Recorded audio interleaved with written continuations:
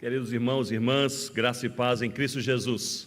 Amém. Alegria participar com vocês nessa noite, noite de adoração, de comunhão, de oração e de reflexão na palavra do nosso Deus. E nós estamos aqui reunidos porque nós amamos a Deus e porque nós precisamos de Deus. E de fato nós precisamos de Deus para todas as coisas em nossas vidas. Precisamos de Deus para conhecê-lo, precisamos de Deus para amá-lo, precisamos de Deus para crer em Deus. Sem a manifestação clara e específica de Deus em nossas vidas, nós nada somos, nós nada temos e nós nada cremos. E neste início eu gostaria de trazer a você sobre esse duplo chamado de Deus para a sua igreja. Um teólogo calvinista holandês do século XVII, Gisbertus Vultius, ele dizia em um dos seus livros que a igreja de Cristo, ela é vocatio et missio, ela é chamada e enviada. E ele explicava, ela é chamada por Deus em Cristo Jesus para a salvação, e ela é enviada por Deus em Cristo Jesus para a missão. E ele dizia, ao mesmo tempo, nós somos chamados para crer e no mesmo movimento somos chamados em Cristo para confessar a nossa fé. Deus nos chama para crermos de todo o coração que Jesus é Deus encarnado, Criador de todas as coisas, é o Senhor dos senhores, é o Rei dos reis, é o profeta e mensagem, é o sacerdote e o sacrifício, é o leão e o cordeiro, Ele é o nosso Redentor, o único caminho, a verdade e a vida. Você e eu, nós somos chamados por Deus para crermos em Jesus. E nesse mesmo movimento somos enviados por Deus para confessarmos o nome do Senhor Jesus. E nós somos conclamados a confessar a Jesus com tudo que nós somos, com tudo que nós temos, com tudo que nós fazemos e com tudo que nós falamos. É missão da igreja, eu poderia dizer, é missão central da igreja confessar o nome do Senhor Jesus. Em Mateus capítulo 10, versículo 32, Jesus disse: portanto, todo aquele que me confessar diante dos homens, também eu confessarei diante de meu Pai que está nos céus. Que maravilha! Todo aquele que me confessar diante dos homens, e nós estamos aqui e confessamos o nome do Senhor Jesus. Todo aquele que confessar o meu nome diante dos homens, eu também o confessarei diante do meu Pai que está nos céus. A palavra grega no Novo Testamento, mais comumente usada para confessar, homologel, significa declarar com muita convicção, manifestar aquilo que você sabe profundamente e absolutamente em seu coração. Portanto, todo aquele que sinceramente diz que Jesus é Senhor e Salvador, Jesus dirá a seu respeito: este é meu, este me pertence. Eu gostaria que vocês pudessem abrir comigo a palavra do Senhor em Apocalipse capítulo 2, e nós leremos a palavra de Deus a partir do verso 12. E encontramos aqui uma carta do Senhor Jesus a uma igreja na Ásia chamada Pérgamo, e carta de Jesus à sua igreja, que somos nós em nossos dias. E essa carta fala sobre crer e confessar aquilo que nós cremos e aquilo que nós confessamos. É importante nós observarmos que todas as 7 cartas do Senhor Jesus às 7 igrejas na Ásia, em Apocalipse 2 e Apocalipse 3, elas começam da mesma maneira, com as mesmas palavras. Elas iniciam com as palavras de Jesus: eu conheço, eu conheço, eu conheço. Jesus nos conhece. Jesus conhece a nossa história, conhece o nosso contexto, conhece a nossa caminhada. Jesus conhece exatamente como está o seu coração nesta noite. Aquilo que você não falou ao seu marido, à sua esposa, seu pastor não sabe, Jesus conhece completamente os seus pensamentos, a sua força, a sua fraqueza, os seus temores, as suas limitações, a ansiedade que tomou conta da sua alma. Não há 1 milímetro da sua vida que seja desconhecido pelo Senhor Jesus. E talvez por isso ele começa as 7 cartas da mesma maneira: eu conheço, eu conheço, eu conheço. E se as 7 cartas começam da mesma maneira, também terminam de uma maneira própria, de uma maneira similar em todas as cartas. Ele diz: aquele que tem ouvidos, ouça, ouça, ouça o que o Espírito Santo diz à igreja. Não é tão importante você saber o que as pessoas falam de você. Não é tão importante você saber o que as pessoas escrevem sobre você ou pensam sobre você, mas é imperativo você saber o que Jesus diz a seu respeito. E nós sabemos, pela palavra de Deus, na ação do Espírito Santo de Deus, que comunica a verdade de Deus ao meu e ao seu coração. É imperativo você saber o que Jesus diz a seu respeito. Se há alguma área fraca na sua vida que precisa ser fortalecida, ouça. Se você está em uma encruzilhada, não sabe qual é o próximo passo, ouça. Se você está lidando com problemas relacionais insolúveis humanamente, ouça. Ouça o que Jesus diz a seu respeito neste momento da sua vida. Ele nos conhece e Ele fala conosco. É o começo e o fim de cada uma dessas cartas. Você pode ficar de pé comigo nesse momento para lermos a palavra do Senhor. Apocalipse capítulo 12, capítulo 2, versículo 12. Ao anjo da igreja em Pérgamo escreve: essas coisas diz aquele que tem a espada afiada de 2 gumes. Conheço o lugar em que habitas, onde está o trono de Satanás, e que conservas o meu nome e não negaste a minha fé. Ainda nos dias de Antipas, minha testemunha, meu fiel, o qual foi morto entre vós, onde Satanás habita.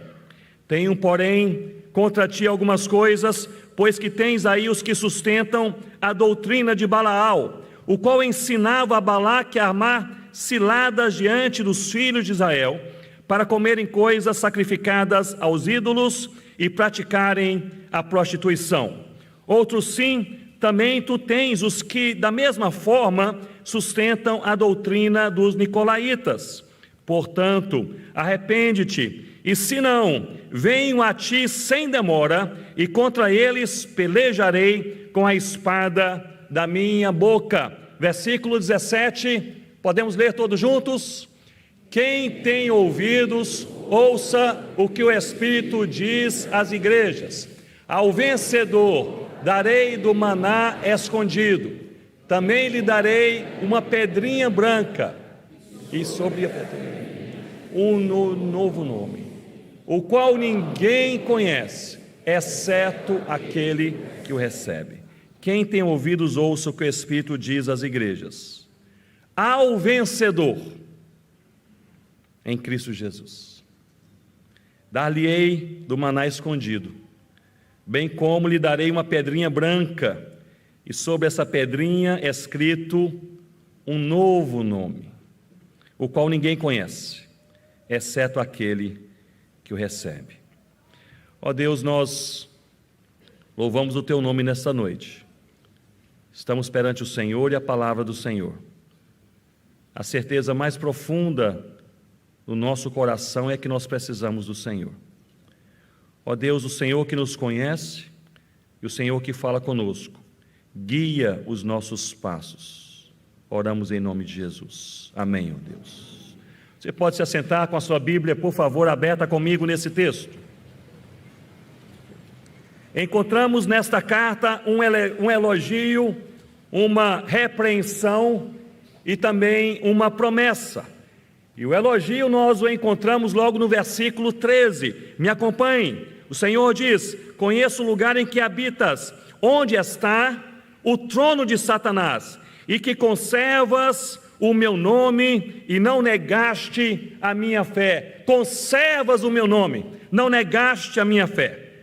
Pérgamo era uma cidade importante, capital da província da Ásia, do Império Romano, uma cidade conhecida pela presença de muitos templos, muita adoração a deuses gregos e também a deuses romanos, e um grande templo dedicado exclusivamente ao imperador César.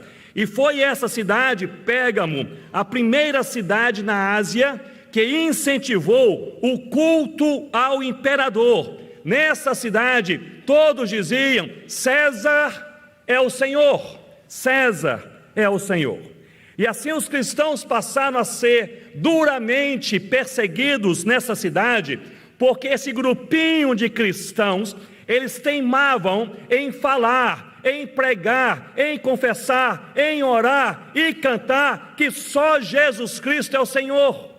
Este foi o motivo principal desta terrível perseguição. E eu entendo que foi este o motivo pelo qual Jesus diz nessa carta que havia ali em Pérgamo o trono de Satanás. Observe que essa perseguição aos cristãos em Pérgamo não era uma perseguição apenas verbal e ideológica, mas era também uma perseguição física. Versículo 13 fala sobre os dias de Antipas, minha testemunha, meu fiel. Que expressão, não é verdade? Minha testemunha, meu fiel, o qual foi morto entre vós, onde Satanás habita. Antipas foi um cristão de Pérgamo que, por confessar o nome do Senhor Jesus, e eu quero aqui fazer essa observação, não apenas por crer em Jesus, mas confessar o nome de Jesus, ele foi perseguido e foi morto. A tradição cristã diz que ele foi queimado vivo no interior de um touro de metal. Que terrível! E perante essa perseguição intensa, em que ser cristão era arriscar a própria vida, Jesus diz aos cristãos de Pérgamo que conservas o meu nome e não negaste a minha fé. Que grande elogio, que Jesus fale isso sobre você, sobre a sua casa, sobre a sua igreja, sobre o meu coração, que possamos mesmo em meio a pressão ou opressão, até mesmo perseguição, não negar a nossa fé, crer e confessar o nome do Senhor Jesus. E eu poderia levantar nesse momento essa pergunta: por que os cristãos são perseguidos? Porque esse não é um fato histórico relegado a 2000 anos atrás. Este é um fato que está espalhado por todo o mundo. Eu diria que em todos os países, cristãos são opressos, oprimidos. Em muitos países, cristãos são diretamente perseguidos, presos, torturados, mortos. Por que os cristãos são perseguidos? Nós não somos perseguidos, irmãos e irmãs, pelo que nós fazemos. Nós somos perseguidos pelo que nós cremos.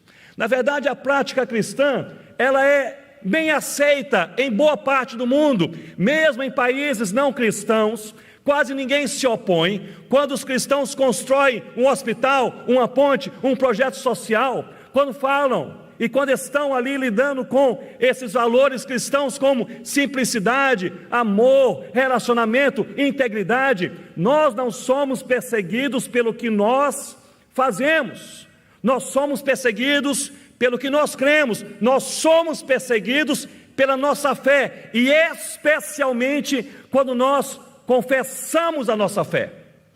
Crer e confessar. E eu diria que em meio a tudo que nós cremos na palavra de Deus, há um capítulo que ofende mais o mundo, que gera um ódio no coração de muitos contra os cristãos. que é a singularidade do Senhor Jesus. Observe, se você se levantar onde você está, repartição pública, um escritório, uma empresa particular, na universidade, na rua, no condomínio, e você falar que Jesus é um caminho dentre muitos caminhos, você será aplaudido. Ninguém irá lhe pressionar, lhe oprimir. Se você falar que Jesus é uma solução dentre muitas soluções, certamente muitos irão aplaudi-lo de pé. Mas a perseguição, a opressão vem quando a igreja se levanta e, segundo aquilo que ela verdadeiramente crê, ela diz com todas as palavras que Jesus é o único caminho, é a única verdade, é a única vida, que Ele é o único Senhor. Foi isso que matou os cristãos em Pérgamo há 2000 anos, quando eles falaram: César não é o Senhor é Jesus Cristo. Quando nós olhamos para a realidade do mundo no qual nós vivemos em nossa geração, pensando sobre crer e confessar o nome do Senhor Jesus, eu entendo que há diversas barreiras para a evangelização, e me permitam citar 3 delas. São barreiras mais ou menos novas, surgiram nas últimas 3, no máximo 4 décadas. A primeira é a maneira como a sociedade passou a enxergar a Bíblia. Eu sou filho de pastor, nasci na igreja, literalmente, meu quarto era uma classe de escola dominical, aos domingos, nasci na igreja. E eu me lembro, na infância, na adolescência, de caminhar com o meu pai, visitando pessoas que não eram cristãs, mas mesmo pessoas não cristãs, elas tinham a compreensão de que a Bíblia era um livro especial, com mensagem especial, era algo diferente. Hoje a sociedade não pensa mais assim, enxerga a Bíblia como um mito cristão, uma narrativa retrógrada e muitas vezes nociva. A sociedade mudou a maneira de enxergar a Bíblia. Esta é uma grande barreira para a evangelização.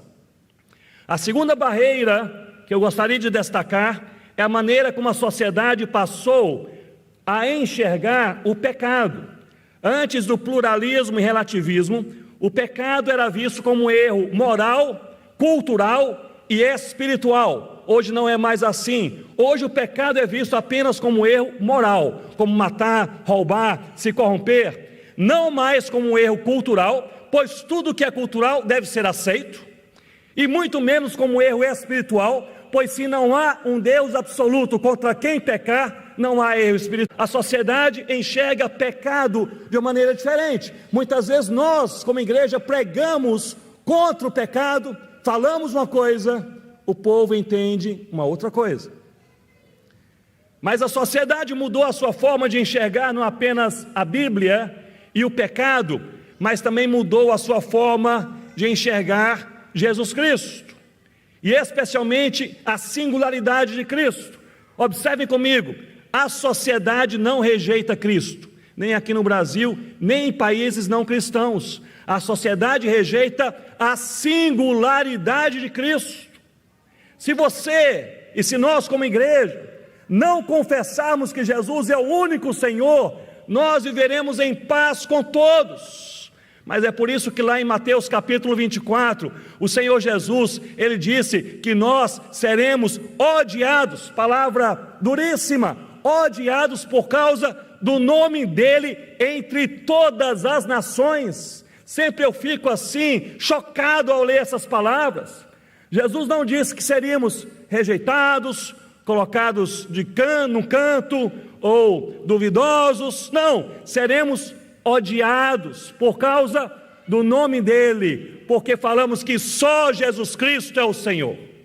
E é por isso, meus irmãos, minhas irmãs, que a sociedade está tentando empurrar a igreja, pressionar a igreja para que ela possa evangelizar sem a Bíblia, sem falar e acusar o pecado e sem defender que Jesus Cristo é o Senhor. Essa é a armadilha, essa é a cilada. E é por isso que na palavra de Deus, na ação do Espírito Santo de Deus, nós somos chamados por Deus não apenas para crer, mas para confessar o que cremos. Nós cremos na Bíblia como palavra de Deus, revelação de Deus. Nós cremos que o pecado é um erro não apenas moral, mas também cultural e sobretudo espiritual, que faz separação entre um homem e Deus. E nós cremos que Jesus Cristo é o único Senhor.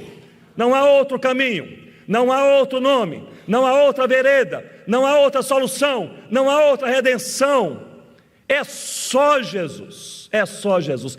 Esta é a mensagem evangelística que nós precisamos resgatar e levantar bem alto essa bandeira, meus irmãos e irmãs. E às vezes eu fico pensando que muitas vezes levantamos pouco a bandeira de Cristo, porque temos muitas outras bandeiras a serem levantadas. Eu estou convencido que um dos maiores desafios da Igreja de Cristo em nossos dias é nós falarmos menos sobre nós e mais sobre Jesus. É nós admirarmos menos nossos líderes e mais o Senhor Jesus. É nós apresentarmos menos a igreja e mais o Senhor da igreja. É nós levantarmos menos a nossa bandeira e mais alto a bandeira do Cordeiro de Deus que tira o pecado do mundo. É falar, é só Jesus, é só Jesus. Rossana e eu estamos envolvidos com um projeto missionário chamado Planters, que encoraja e colabora com plantadores de igrejas locais em países menos evangelizados, sobretudo na Ásia, Oriente Médio e no norte da África. Há poucos anos eu estive em um desses países no Oriente Médio, não vou dar detalhes por questão de segurança, mas ali estive em 3 cidades dando treinamento para plantadores de igrejas locais, gente audaciosa. Sempre que nós viajamos e damos esses treinamentos, voltamos assim com o coração em frangalhos, né? E muito assim, realmente impressionados com o que Deus tem feito no meio do seu povo em países fechados, tanta ousadia, tanto amor à palavra. E depois de vários dias, 3 cidades, diversos treinamentos, o grupo disse, Ronaldo, vamos fechar o curso inteiro amanhã. Eu disse, pela manhã, talvez ali umas 2 horas pela manhã. Eles falaram, não, o dia todo, vamos ficar de 8 horas da manhã até 8 horas da noite, e nós vamos estudar o livro de Atos, e você vai nos falar em Atos capítulo 8, sobre a perseguição e a fé, como guardar o coração em meio à perseguição. Foi uma bênção aquele dia. No final, aquela noite, o organizador daquele encontro, ele disse, teremos agora um momento de oração. E nós vamos orar por 2 tipos de pessoas, por aqueles que foram expulsos de suas casas por causa da sua fé, e por aqueles que têm algum parente ou amigo chegado preso por causa da sua fé. E ele perguntou, quem aqui está em uma ou nas 2 situações? Quase todo mundo levantou a sua mão. Eu fiquei impressionado. Ele disse, fiquemos de pé e vamos orar, grupinhos, 4, 5, 6 pessoas. Meus irmãos, eu nunca vi um lamento tão grande em minha vida inteira, como naquele dia e naquela noite. As pessoas oravam e choravam e gemiam. Eu me lembro de 3 senhoras mais idosas à minha direita, elas choravam e tremiam tanto, que não conseguiam ficar de pé, sentaram no chão, orando e chorando, porque se lembravam daqueles que estão presos por causa da fé, e porque a realidade de muitos é que haviam sido expulsos de casa, porque amam o Senhor Jesus. Em certo momento ele disse, se alguém quiser que nós possamos orar especificamente, aqui o pastor Ronaldo, eu podemos orar com vocês. Um senhor veio em minha direção, mais ou menos 65 anos de idade, e ele vinha chorando, ele me abraçou, ele banhou a minha camisa com as suas lágrimas, ele chorava, soluçava, tremia. Ele falava um pouco de inglês, e em meio ao seu choro e sua oração, ele sussurrou no meu ouvido dizendo, eu perdi tudo por causa de Cristo. Eu tinha uma família linda, mas fui expulso de casa porque eu conheci o Senhor Jesus. E chorava. Ele disse: eu tinha um negócio próprio, hoje estou desempregado por causa da minha fé, e chorava. Ele disse: eu perdi até a saúde, porque as pessoas da minha cidade sabem no hospital que eu sou cristão e não me atendem porque sou cristão, e chorava: perdi tudo, perdi tudo. Em um certo momento ele pausou, olhou para mim e disse: mas eu ganhei Jesus. E ali um jovem atrás à esquerda começou a cantar um cântico no meio daquele choro, daquela comoção, daquele lamento. E aquele cântico começou a ser reproduzido, outras pessoas na frente, atrás.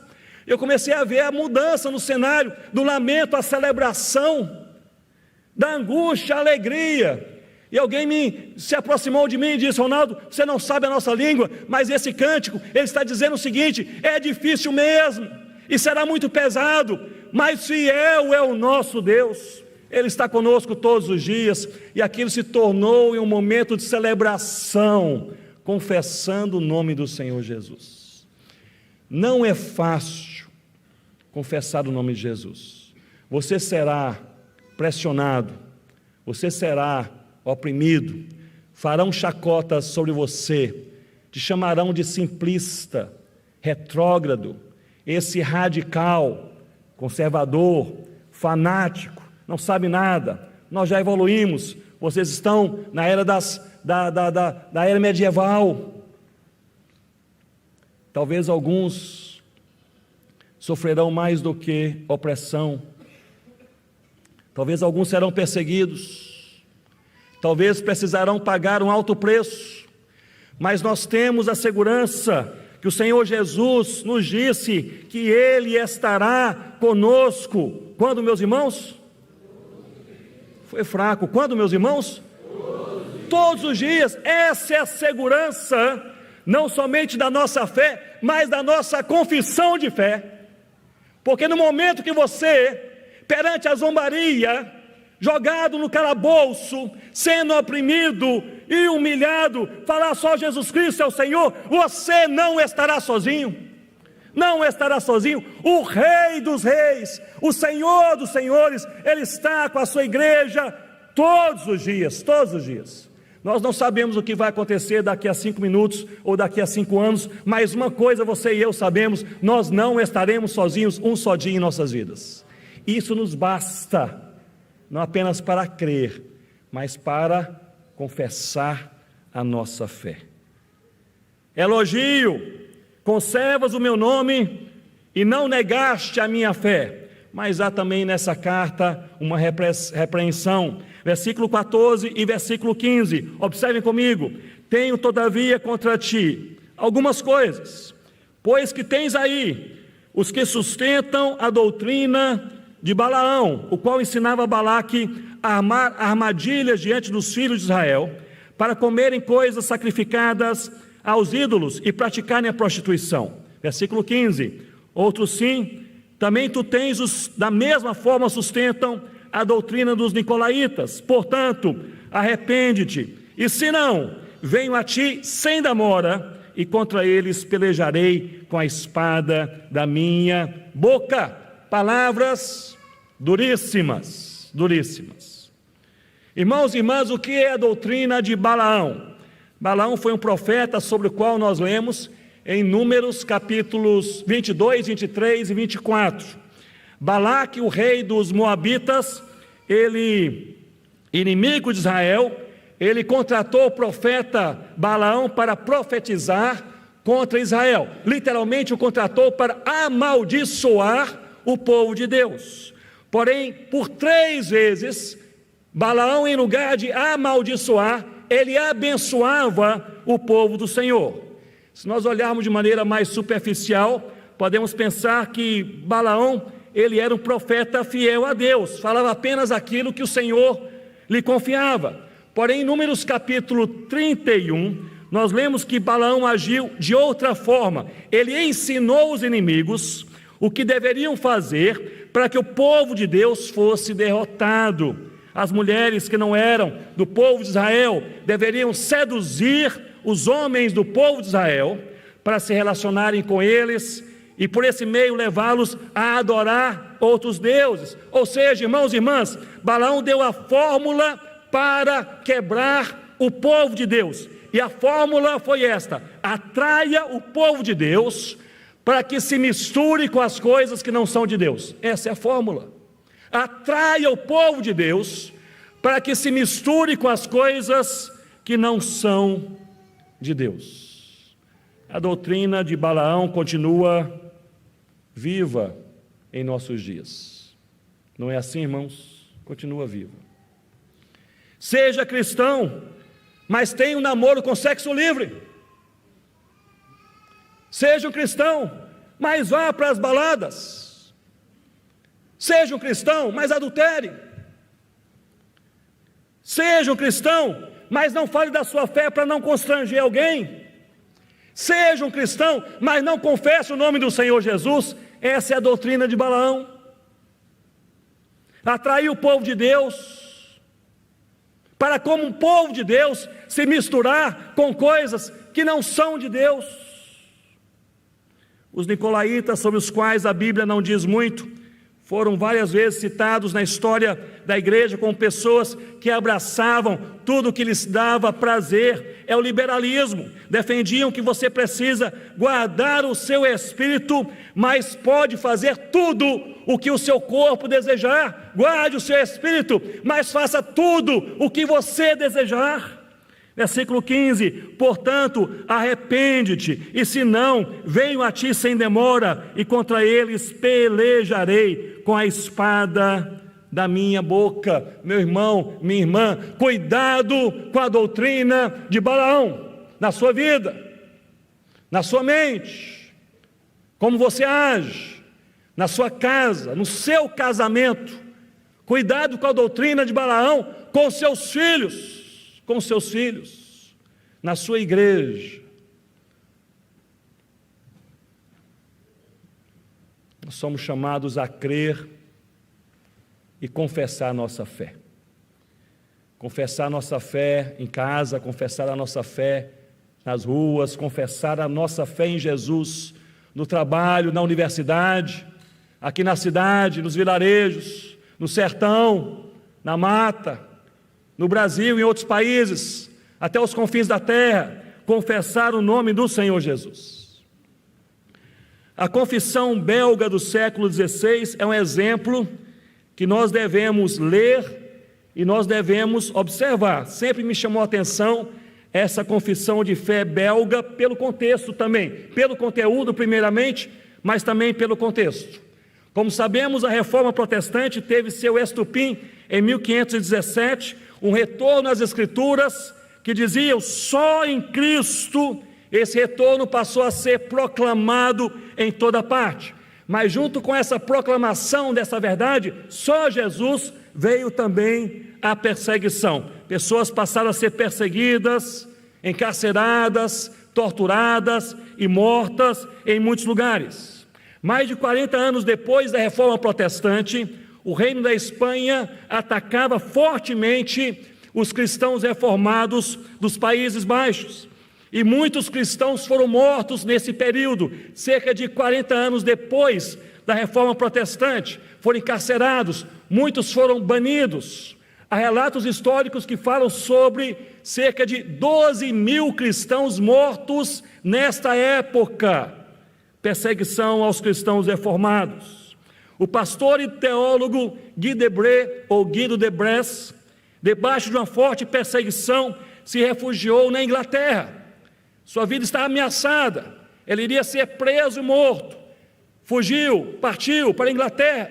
Depois de algum tempo, ouvindo e lendo os relatos dos seus irmãos que estavam sendo perseguidos na Bélgica, nos Países Baixos, ele voltou. E ali ele voltou, mas logo depois teve que fugir para salvar a sua vida em 1561. E é justamente neste ano que ele escreveu a Confissão de Fé belga. E poucos anos depois, ele foi morto. Essa confissão de fé, ela foi originalmente dirigida ao rei da Espanha, Filipe II, que era o perseguidor dos cristãos reformados nos Países Baixos, com o objetivo de fazê-lo entender em que criam e como criam os protestantes. Agora, olhe bem para mim e pense comigo. Você está sendo procurado e perseguido por causa da sua fé. Você já teve que sair para um outro país se refugiar para não morrer e voltou. Você já viu centenas dos seus irmãos serem mortos por causa da sua fé. E você tem a oportunidade única de escrever ao rei que comanda essa perseguição. Sobre o que você falaria? Sobre o que você escreveria? Sobre política? Sobre justiça? Sobre direitos humanos? Ou quem sabe amenizaria alguns pontos bíblicos para fugir da opressão? O pastor Guy Debray, em Fuga, em 1561, ele escreveu em Fuga a confissão de fé belga, que inicia dizendo o seguinte, e eu leio: todos nós cremos com o coração e confessamos com a boca que há um só Deus, o único e simples ser espiritual. Ele é eterno, incompreensível, invisível, imutável, infinito, todo-poderoso, totalmente sábio, justo e bom, e uma fonte muito abundante de todo bem. Ou seja, no meio de uma fuga desesperada, vendo centenas morrerem por causa da sua fé, e ao escrever para o rei, que é aquele rei que comanda toda a perseguição, encarceramento e morte, ele não pediu desculpas, ele não falou sobre política, sobre justiça, justiça social, direitos humanos, ele falou: eu creio em Deus. Essa deve ser a postura da igreja de Cristo, meus irmãos. Falar menos sobre outras coisas e mais sobre a nossa confissão de fé. Nós cremos em Jesus, é o Senhor dos senhores, Ele é o todo-poderoso Deus, Ele é Rei absoluto, Ele é leão e cordeiro, resgatador, redentor da nossa alma, Senhor da igreja, Senhor do universo, Senhor da eternidade. Nós precisamos crer e nós precisamos confessar o nome do Senhor Jesus.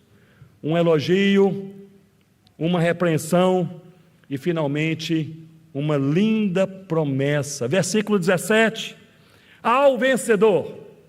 É lindo como esse versículo inicia: ao vencedor dar-lhe-ei do maná escondido, bem como lhe darei uma pedrinha branca, e sobre essa pedrinha escrito um novo nome, o qual ninguém conhece, exceto aquele que o recebe.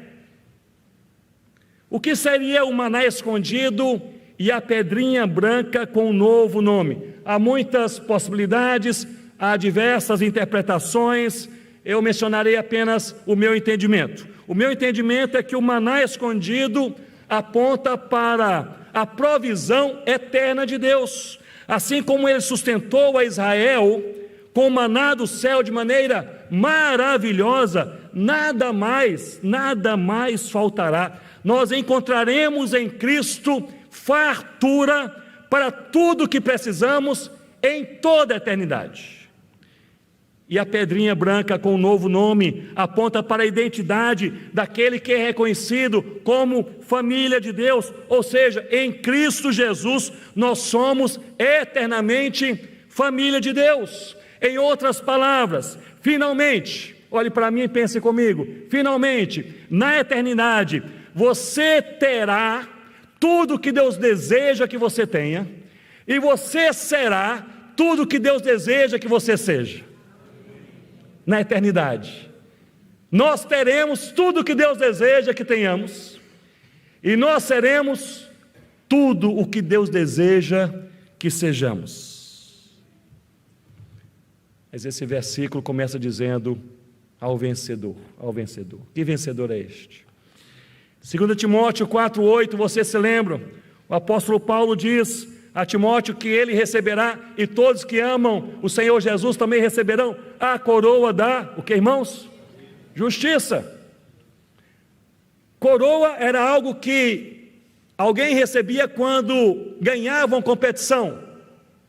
Você chegou em primeiro lugar, muitos correram, você chegou primeiro, você venceu. Essa coroa tinha significado: eu venci. Mas Paulo não diz a Timóteo que nós receberemos a coroa, diz que nós receberemos a coroa da justiça, apontando para a justificação pela fé em Cristo Jesus. Se uma coroa simples significava eu venci, a coroa da justiça significa eu venci por causa do Cordeiro Jesus. Ao vencedor, não pelas nossas obras, pela habilidade, pelo seu esforço. Se a nossa salvação estivesse segura em nossas mãos, nós a perderíamos. Se fosse segura pelas mãos da igreja, nós a perderíamos. Pelas mãos de pastores, teólogos, líderes, nós a perderíamos. Mas a nossa salvação é segura pela mão do Senhor Jesus, garantida no Calvário, o sangue derramado, comprando para Deus pessoas de toda tribo, língua, povo e nação, vencedores. Vencemos por causa do Cordeiro Jesus. Portanto, você é chamado para crer, e na mesma medida você é chamado para confessar a sua fé. Confessar a sua fé. Eu gostaria de encerrar partilhando algo que mexeu comigo e com Rossana nesse trabalho junto aos plantadores locais. Há alguns anos estive em um certo país na Ásia, também sem detalhes, um país mais sensível para a presença cristã missionária, e ali nós apoiamos já há alguns anos 5 plantadores, 5 casais de plantadores de igrejas, que foram para uma das regiões menos evangelizadas do mundo, fronteira entre 2 países, com 800 grandes vilas sem a presença de um cristão. Você sabe o que é isso? 800 grandes vilas sem a presença de um cristão, até então. Nós tivemos um treinamento com eles sobre plantio de igrejas antes da pandemia, e logo que a pandemia chegava, eles falaram: nós vamos ter aqui no nosso país também um lockdown, então nós já iremos para a região não alcançada, se houver um lockdown queremos estar lá, e assim fizeram, 5 casais, nós até aconselhamos que não fizessem isso, mas se mudaram para lá, um em cada vila, e passaram a pandemia ali, e Deus abriu portas. No meio da pandemia, pessoas ouviram o Evangelho, vieram ao Senhor Jesus, e nasceram 2 igrejas lares, pela primeira vez na história, naquela região, uma das menos evangelizadas em todo o mundo. Estive com eles recentemente, e ali, atualizando aquele treinamento, hospedado na casa de um daqueles 5 casais, que é o casal líder dos demais casais. E ali eu entrei naquela casa e vi uns movimentos, muitas crianças, meninas para lá e para cá. Eu falei: são as suas filhas? E eles falaram: Ronaldo, quando nós viemos aqui para essa cidade, nós ficamos assim angustiados, porque na rua principal dessa cidade havia 15 meninas órfãs. E elas estavam ali naquela rua passando fome. Estavam sujeitas a todo tipo de tribulação, de abuso, ali naquela rua. E nós estávamos ali evangelizando e orando pela cidade, mas sempre aquela figura das meninas, passávamos e víamos as 15 meninas, oramos a Deus, resolvemos adotar, não 1, 2, mas as 15, levaram para casa, cuidaram das meninas, amaram, vestiram as meninas, enviaram as meninas para a escola, partilharam a verdade de Deus com aquelas meninas. Meses depois receberam intimação de um juiz de uma cidade maior, vizinha. Chegaram perante o juiz naquele dia marcado, e o juiz disse: tem apenas 2 perguntas a vocês. Primeiro, vocês adotaram 15 meninas que eram órfãs? E falaram: sim, seu juiz, adotamos, estamos aqui tramitando os papéis, está tudo aqui, segundo a lei, tudo assinado, tudo documentado, tudo pronto, aqui está uma pasta inteira. Ele disse: não preciso ver. Minha segunda pergunta: vocês são cristãos? E eles falaram: sim, somos cristãos. E ele disse: vocês têm 48 horas para devolver as meninas para onde elas estavam. Aquela mulher se derramou em lágrimas perante o juiz e disse: quer dizer o Senhor que o Senhor prefere que essas meninas voltem para as ruas passando fome e sujeitas a todo tipo de tribulação, do que sendo adotadas por cristãos? E ele disse: é exatamente isso, podem se retirar. Foram para casa, não sabiam o que fazer, me contaram essa história assim, emocionados, e falaram: chegaram em casa, começaram a orar e chorar. e lá estão as meninas. Chegaram os recém-convertidos, já havia 2 igrejinhas lares. Chegaram os recém-convertidos, famílias sólidas, dizendo o que aconteceu, contaram a história. Eles falaram: é porque vocês adotaram 15, chamou a atenção, mas nós vamos fazer esse trabalho com vocês, vamos mudar aqui o processo, vamos contratar um advogado. E uma família disse: nós vamos adotar 2, e a outra disse: nós vamos adotar 3, e rapidamente distribuíram aquelas meninas entre aquelas famílias cristãs, e contaram aquela história, e falaram que o advogado estava tendo trabalho, e que as meninas iam para a escola, mas tinham que estar assim um pouco camufladas, para não verem as meninas todas juntas. Aquela noite eu fui para o quarto dormir, estava muito quente, 48 graus, região desértica, estava lá sem conseguir dormir bem, e eu pensei: isso não vai dar certo, aqui tem todos os elementos do fracasso, porque agora o juiz já conhece os plantadores, agora por extensão, as famílias cristãs que adotaram as crianças, já estão também na lista ali, sabendo quem são os cristãos, as igrejinhas vão ser agora visadas, são os primeiros crentes em toda essa geração, em toda essa região, isso está humanamente fadado ao fracasso. E eles falaram: Ronaldo, amanhã é domingo, você volta para o Brasil à tarde, mas pela manhã nós vamos ter um culto, pela primeira vez vamos reunir as 2 igrejinhas ao mesmo tempo, nós fazemos separadamente por segurança, mas alugamos uma casa fora da cidade, lá nós vamos nos reunir. E assim fizeram, domingo pela manhã, cedinho, saímos de carro, pararam atrás da casa e falaram: como você é estrangeiro, chama atenção, você fica aqui fora, nós vamos entrar pela frente, você espera alguns minutos, o portão está destrancado, você entra pela casa, no corredor, e na sala principal da casa, nós estamos ali reunidos, vamos esperá-lo, que os 10 minutos você entra. E assim eu fiz, abri o portão, a casa, entrei pelo corredor, e quando eu entrei, cheguei naquela sala principal, havia ali um pouco mais de 30 pessoas, todas sentadas nas esteiras, como é comum naquela parte do mundo, cantando um hino ao Senhor, e as primeiras pessoas que eu vi foram aquelas 15 meninas, olhos fechados, mãos levantadas, e um jovem se aproximou de mim e disse: Ronaldo, nós estamos cantando um hino que diz: fiel é o Senhor, fiel é o Senhor. Não quer dizer que será fácil a sua vida cristã, a sua caminhada cristã, nem você crer, muito menos você confessar, mas esta é uma segurança que nós temos. Eu gostaria de relembrá-los nessa noite: fiel é o nosso Deus. Na sua vida, fiel é o Senhor. Na sua casa, fiel é o Senhor. Você não sabe o que fazer, fiel é o Senhor. Parece que não tem solução, fiel é o Senhor.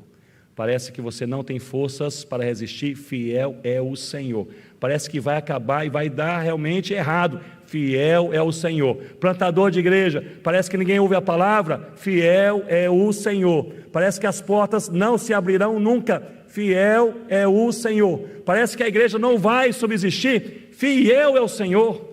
Porque o nosso Deus, que é fiel, Ele nos chama para crer, e Ele sustenta a nossa fé, e Ele nos chama para confessar o seu nome, e Ele sustenta a nossa confissão. Portanto, meus irmãos, se nós verdadeiramente cremos nisso, você e eu podemos voltar para casa hoje à noite, colocar a cabeça sobre o travesseiro e falar com a nossa alma, dizendo: descansa, minha alma, no Senhor, Deus cuida de mim, fiel é o Senhor. Vamos orar? Fique de pé comigo nesse momento. Senhor Deus, nós oramos ao Senhor, olhando para o Senhor, gratos pela palavra do Senhor, dependentes da ação do Espírito Santo do Senhor. Encoraja a nossa fé e encoraja a nossa confissão. Encoraja a nossa fé, aumenta a nossa fé. Encoraja a nossa confissão, nos dê ousadia, coragem, intrepidez, para com as nossas palavras, com o nosso testemunho, com tudo aquilo que nós somos, fazemos, temos e falamos, confessarmos que só Jesus Cristo é o Senhor. E, ó Deus, que essa confissão de fé entre na mente e no coração dos nossos filhos, em nome de Jesus, e dos nossos netos, em nome de Jesus, das nossas famílias, em nome de Jesus. Que essa confissão de fé entre na mente e no coração dos nossos vizinhos, em nome de Jesus, daqueles a quem nós estamos evangelizando, em nome de Jesus, daqueles locais onde o Evangelho tem sido espalhado, igrejas ainda não nasceram, pela graça de Cristo nascerão, em nome de Jesus. Ó Deus, fortalece a nossa fé e fortalece a nossa confissão de fé. É a nossa oração nessa noite, em nome de Jesus. Amém, Senhor.